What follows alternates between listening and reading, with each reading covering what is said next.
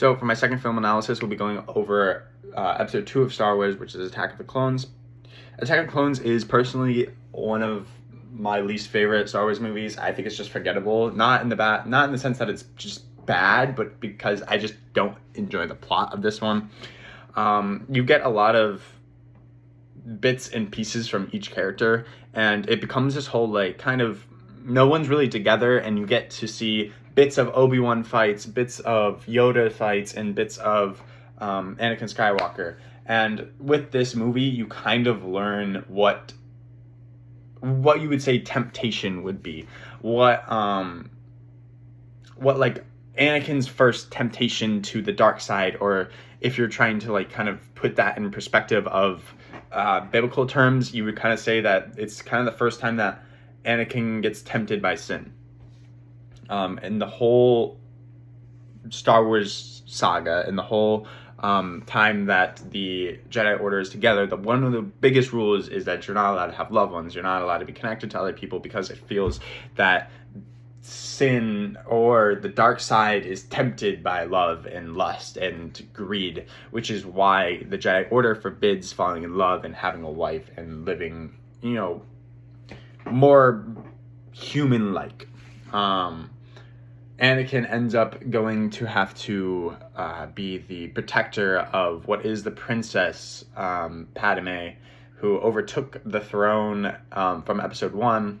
He ends up being her Jedi protector and ends up starting to fall in love with her and realizes that this is a problem because they're falling in love, and it's very, very much against the rules of the Jedi.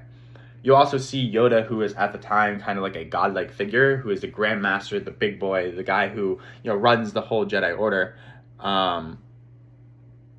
He ends up fighting the Sith Lord at the time, Count Dooku, and what is one of my favorite and one of the greatest choreographed fights, I think, in all of Star Wars.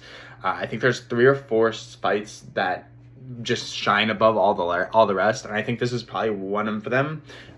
You see camera shots that were done in the 1980s that even now are impressive. You see CGI that is just perfect, and themes and the morals behind this fight is just choreographed and made into a perfect scene.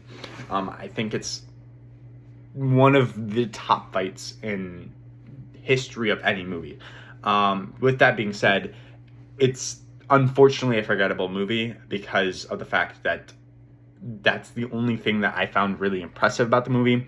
You have a side quest along with Obi-Wan, who figures out about the clone army that is being raised up from the Republic, that's being trying to be hidden. And that is because of a lead that he has on, I believe, Jango Fett, who ends up being a Mandalorian, which is a whole nother side thing that we won't go into. But you see how Obi-Wan doesn't really think it's immoral to just clone people into soldiers, and he kind of gets into this politic era of himself and ends up fighting ends up fighting Jango Fett, and ends up winning in a way, but lets him escape. And I think that this is just kind of like a forgettable movie, and it's not really my favorite, but it's really good principle-wise, it's really good choreography, and it sets a lot of morals and themes that I think lead on to episode 3, 4, 5, and 6, which I think are some of the best parts of Star Wars. So I think this is a really good connection movie, and you kind of get to build on to the theme, and I just don't think it's one of my favorites.